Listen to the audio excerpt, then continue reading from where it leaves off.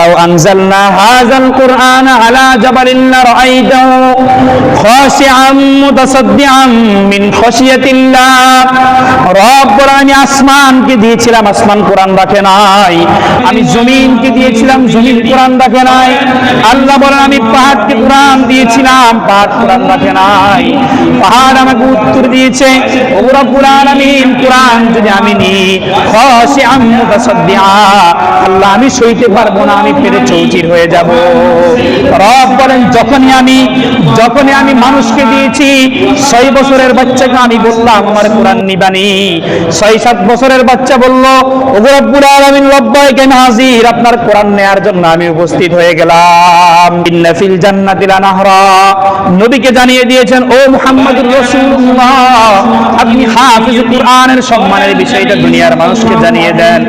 ইন্না ফিল জান্নাতি লানাহরা, জান্নাতের ভিতরে হাফিজ কোরআনের জন্য একটা লেক থাকবে, যেই লেক দেখার জন্য আমরা অনেক দূর দূরান্ত থেকে যাই না?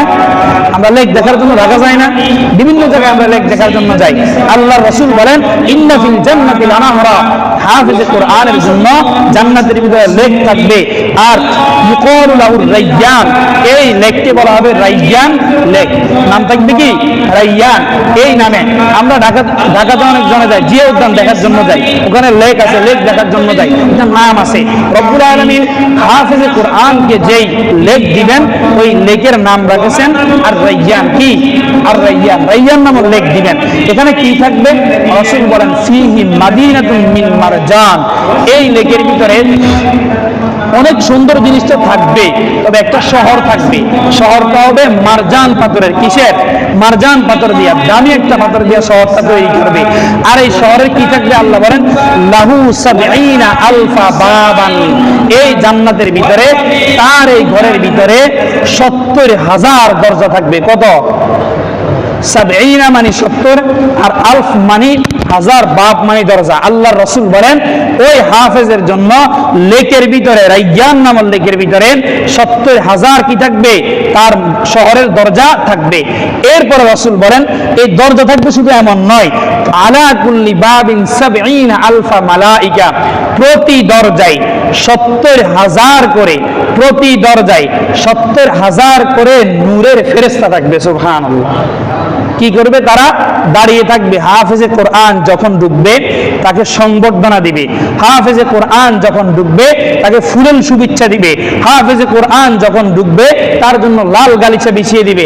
আল্লাহর নবী বলেন তাদের হাতের ভিতরে উপঢৌকন থাকবে, যখনই সে ঢুকবে এক দরজা করে সবাই তাকে সালাম দিতে থাকবে, আর সবাই ওই হাফেজে কোরআনকে উপঢৌকন দিবে।